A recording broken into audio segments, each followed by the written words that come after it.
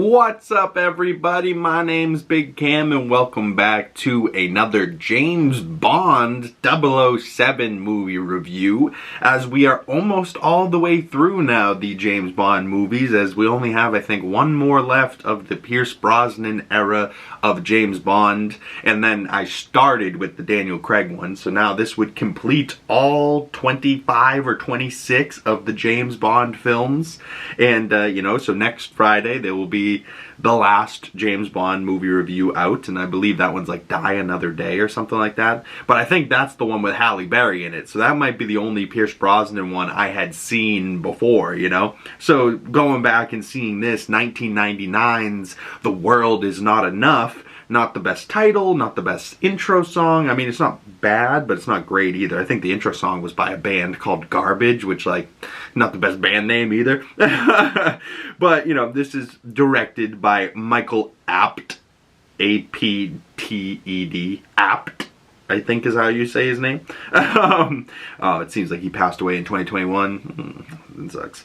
But director of things like Narnia, The Voyage of the Dawn Treader in 2010.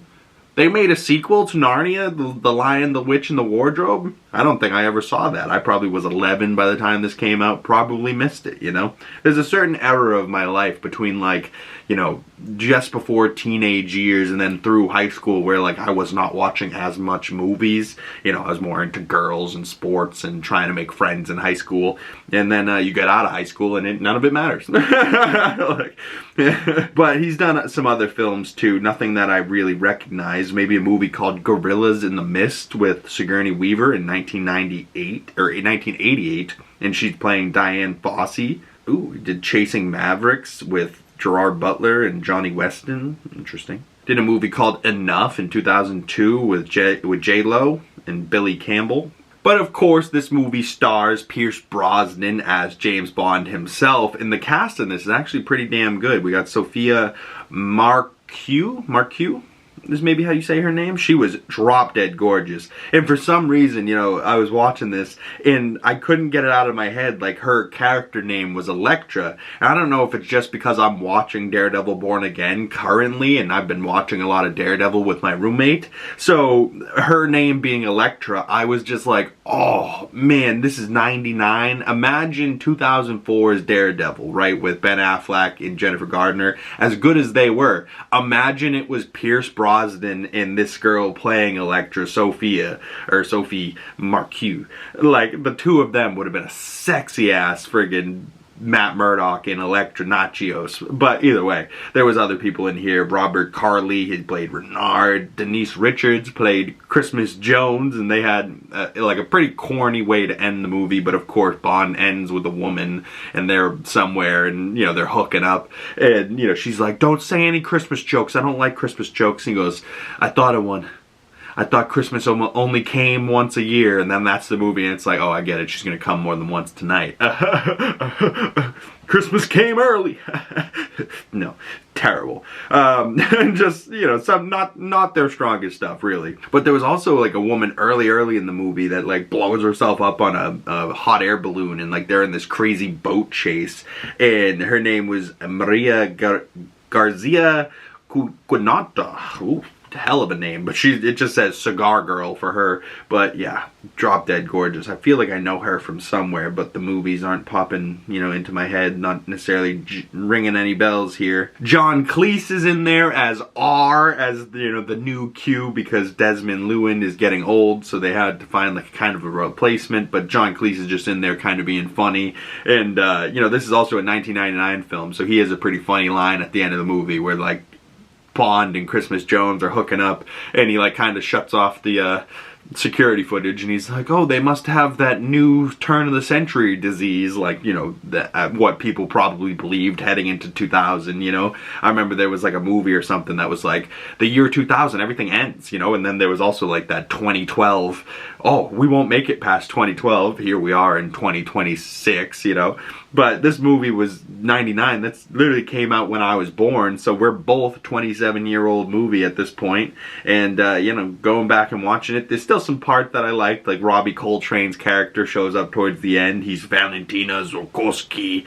You know, every time you see Robbie Coltrane, it makes you happy. Friggin' the OG Hagrid from the Harry Potter movies. Oh, he's so good. Samantha Bond still playing Miss Moneypenny. And I feel like there were some other gorgeous women in this too, but like the main ones were Denise Richards as Christmas Jones, and she's like, you know, her Christmas Jones was a terrible name, or just crazy name, but she's like super hot, but she's also like a bomb diffuser, and that's like her technician. You know, and then Elektra, the whole time you're like, oh, he's like saving her, but then she turns out to be the bad guy, and oh, you're like, oh, get her, Bond, get her, kill her, you know, like I don't even know what actually ends up happening to her. I just know that Christmas Jones and him end up hooking up at the very end. I was watching this late last night at like 2 in the morning trying to get through it, but I was like, my goodness, man, what a movie. You know, even the worst of the Bond movies, right? Like, this isn't my favorite Bond movie, and definitely the worst that I've seen recently, and definitely the worst of the Pierce Brosnan so far. You know, GoldenEye and then the Tomorrow Never Dies were both pretty damn good. So this one, you know, I was kind of here for. You know, I'm still glad I watched it, and like, it's a Bond movie. I would rewatch it in the future, but it did feel like there was a few parts where like the director, like the stunt crew or whatever, had a great idea for a stunt, and then they like kind of wrote their film around these stunts. Like, they wanted to open up the movie in this crazy boat that can dive under the water, but it like really whips around, and James Bond is whipping around in this boat, and then he's like in a hot air balloon, and he has to let go, and it falls down this building, like crazy stuff. But then towards the end, they have like these helicopters that have chainsaws hooked up to them, and they're just like slicing through everything. And sure, it was cool, but it was just like, it definitely got to this era in the 90s and 80s and like heading into the 2000s where they're more concerned about the spectacle than the writing, right? Where like the spectacle is a part of it, but also, you know, have a reason for those helicopters to show up with friggin' chainsaws attached to them. I was like, whoa, what in the video game level is this? You know, Bond's trying to like make his way, but the things are blowing up around him, and lots of real practical explosions. So like, this was also the era where like they spent most of their money on the stunt budget, you know, and explosives, you know, just actually just blowing shit up in like real flames. So in that sense, it's still nice where there's no CGI, you know, bombs going off, where like a lot of times in these newer movies, the CGI explosions is what lets it down the most and looks the worst. But, you know, overall for me, you know, it's still good to see Judi Dench back as M, and like, she'll be going on into the newer Bond movies as well. But just one more of these Pierce Brosnan Bonds. I'm kind of sad that my Bond journey is over, but maybe I'll go back and start breaking these films down in further detail and going through what happens in the films. And if you guys would like to see something like that, drop a comment down below. But just to close things out here with the little letterbox synopsis, it says, as the countdown begins for the new millennium, the year 2000, there is still one number you can always count on: 007.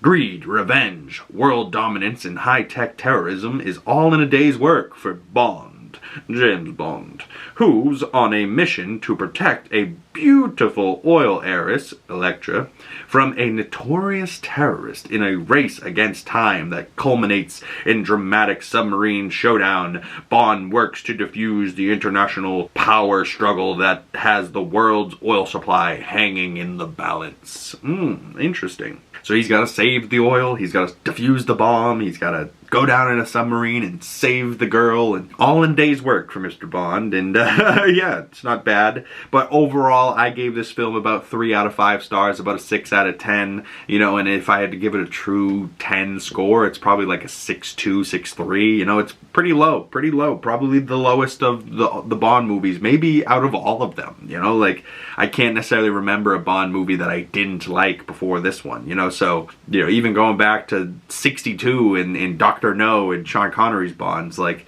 you know, the older they get, it doesn't mean it's worse, you know what I mean? Like, so, I don't know, you know, like, maybe it was the Denise Richards of it all in this movie. You know, I don't find her that great an actress, but I don't know, I have a feeling it's more of the script for this one, and like the actual story. It could be the title too, The World Is Not Enough. Not necessarily a title that like rolls off the tongue well, like GoldenEye or Casino Royale or Dr. No or Skyfall, you know, like there's better, more memorable Bond movies than this, you know what I mean? And yeah, I hate to shit on this movie, but yeah, didn't really do too much for me, but I still like the cast, and still it's a Bond movie, so like even the worst of the Bonds is still a 3 out of 5 stars. That's still a pretty watchable movie, but I don't know if it's necessarily going to be something that I'm grabbing to rewatch anytime soon. But I'd love to hear your thoughts down in the comment section below, or if you'd like to send me those to my other social medias, links for those down in the description below. And if you've made it this far into the video and you would like to support the channel, the best way of doing that is dropping a like on this video, commenting down below,